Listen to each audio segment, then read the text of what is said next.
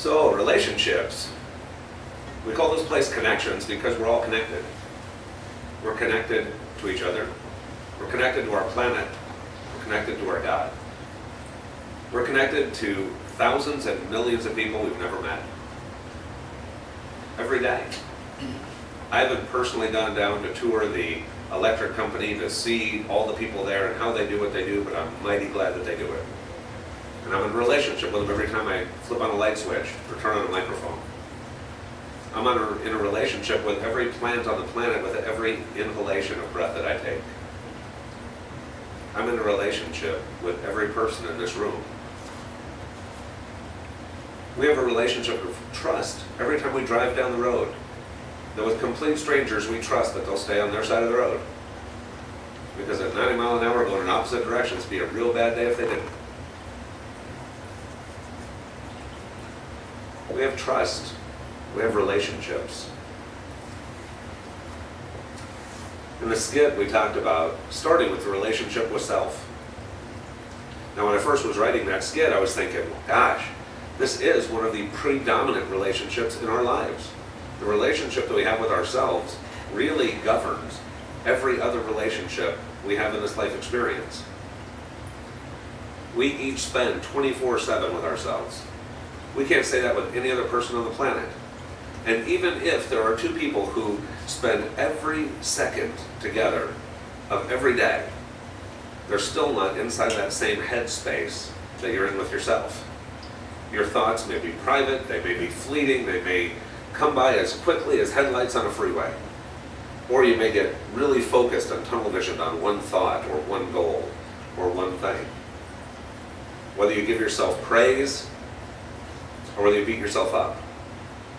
Nobody knows besides you the relationship you have with you, except God. Now, if inside the relationship that I have with me, I treasure. If I like me, if I like hanging out with me, there's a pretty good chance other folks are going to like too also. Now, if I don't even like hanging out with me, if I would take a vacation for me if I could, then other people would be mighty nuts to say, hey, let's hang out, right? So when we look at ourselves, when we look at that relationship that we have with ourselves, do you like it? Do you like who you are? I'm not saying perfect. None of us are perfect. I only know one guy walks on water if it ain't frozen. But do you like you? What would make you like you more? What little things have been nagging at the back of your mind that you would like to finally get on the other side of? To maybe increase that positive relationship that you have with yourself. I encourage you this week, with God's help, to do it. When we talk about relationships, one of the quotes that Tony Robbins said was, show me the quality of your relationships, I'll show you the quality of your life. To me, that is two gifts. One is the gift of relationship that God gives us, and two is the gift of free will that God gives us also. That we have the ability to choose the relationships in our lives. I can choose to put myself in a place where folks belittle or degrade or make you not feel good. Or I can choose to put myself in a place where people raise you up and make you feel even better. Free will, the choice. Just like with the relationship itself, I can choose to have a good relationship with me, or I can choose to have not so good a relationship with me. I can choose to have a good relationship with you, or a not so good relationship with you. Free will is one of the ultimate gifts in relationships. They're one of the things that make this reality worth having. Imagine in your mind's eye, we've all seen movies kind of like this, but if you were the only person on the planet, you literally owned everything. The entire planet, the entire big spinning ball of mud. Every ounce of currency, every possession on the entire planet, you owned it. You had no one to share it with. Would it even matter? Would it matter at all? guess is no. We're designed, we're wired to be connected. To be connected with each other.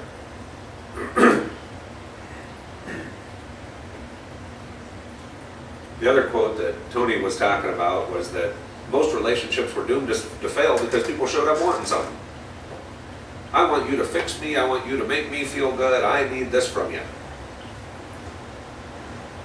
And those relationships most oftentimes have an expiration date. And they do because nobody likes to give forever. At some point, the relationship checkbook says, you're overdrawing. Every time I see you, you need something. When instead we see relationships as a place to give. How can I give to you? What do you need? What do you need? I believe in a God that cannot be outgiven. Cannot. I am not physically capable of giving more than God. Neither are you. That doesn't mean I'm not going to try. Because I believe that everything that I have and everything that I am comes from God. And I believe there is a piece of God inside me, my soul, and there's a piece of God inside you, your soul. So if there's something that my soul can do, my spark of God, to make your spark of God even better, that's candy. That's candy. Now, when I watch you, now that you have what you need, having that overflow onto someone else, and I watch you helping someone else's spark of God get even better, and then I watch them, somebody I hadn't even met, overflowing onto the people around them, it's contagious. Absolutely contagious. In India, they say namaste. The peace of God in me recognizes and loves the peace of God in you.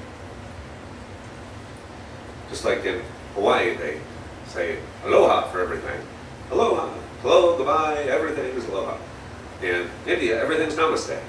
And what a beautiful sentiment. Imagine looking into the eyes of the person sitting next to you.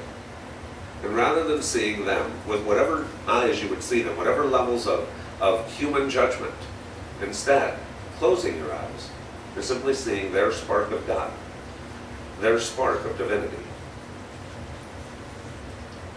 Now, if I told you when you came to church today you were going to be sitting next to God, that would have felt kind of cool in some ways, maybe a little intimidating in other ways. If I told you that you were bringing God to the party because that piece of God lived inside you, and you were choosing to show up, well, that might have felt pretty good too.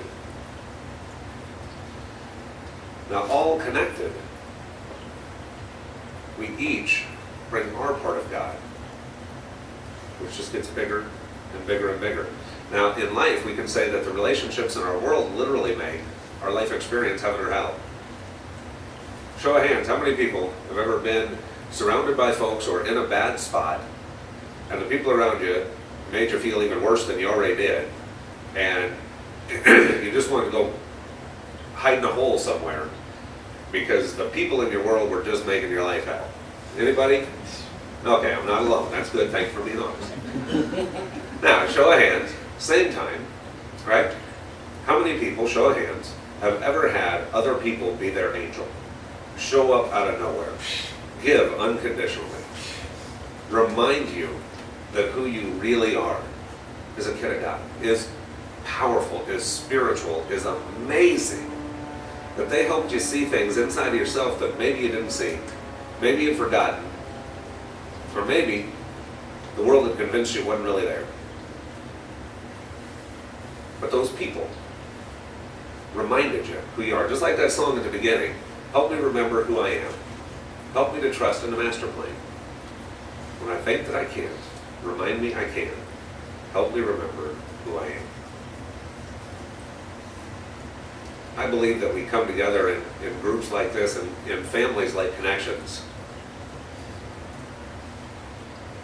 to be the best versions of ourselves. Our motto is good and getting better. And every week, I get better because you show up. I get better because you take down your walls and you let me in. And I take down my walls and I let you in. We're all God's kids playing on a sandbox. Going back to Tony Robbins' quote, show me the quality of your relationships. I'll show you the quality of your life. If we were to see every person that we came in contact with through the eyes of the Namaste, through the eyes of I see God in you, and I will treat you appropriately, how much of that human stuff simply falls away? How much of our hearts just open up and sing with a God who in every holy book professes to be pure love. In my mind, there is no greater expression of that pure love than seeing the God inside of ourselves, connecting with the God inside of everyone else, and expressing itself as though we were talking to, hanging out with God himself, the God you bring to the party and the God I bring to the party. This is a life worth living.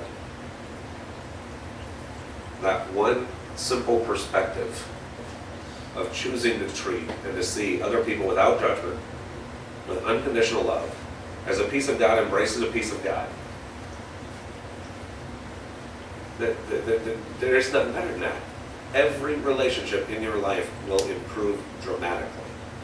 Even the ones that are already good will get better.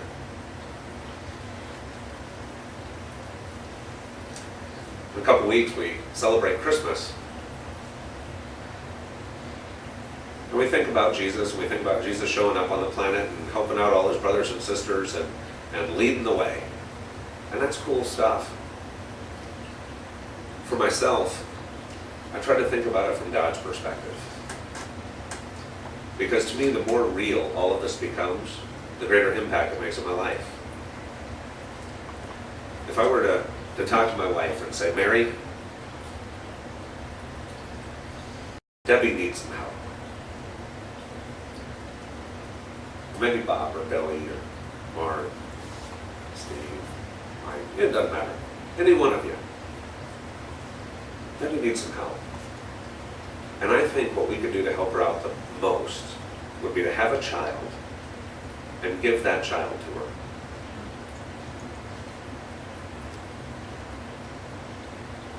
I couldn't imagine having a heart that big. I feel like I got a pretty big heart. I feel like I try to walk my talk. But I think about the amount of love that God would have to say, I'm going to have a kid, and I will give that kid to you. I couldn't imagine looking at my wife in the eye and saying, come on, baby, let's have a kid, and let's give that child to Ray. Ray needs a kid. It would change his whole world. And then actually just visualize that with me, actually going through, getting pregnant, the entire pregnancy, birthing this amazing being into the planet, and saying, it's not mine. We have this for you. I love you enough to give you this kid. Take good care of it.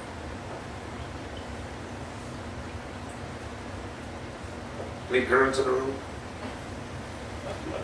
Anybody have parents in the room? Right? Imagine doing that. Imagine at that moment, even before conception, knowing that you are going to give that child to someone else because it's what they needed. Imagine what that degree of love would be like. Now, when you think about your relationship with God, think about a being, a father that loves you enough to say you're worth that. That's a relationship. That's love. That's quality. And we may never get to that point, but we can emulate it to the best of our human abilities. All of a sudden, when we think about things from that perspective, of giving someone that which is most precious to us, our life or our child, all of a sudden giving them a compliment seems pretty small in comparison. Or a helping hand if they need it. Or a call just because they crossed your mind. And you took the time to push pause on life long enough to swing by their house and say, hello, I love you. Or to pick up the phone and say, I was just thinking about you. That we can look at those relationships as a place to give first and receive second. because we have a God who did just that for us. Thank you.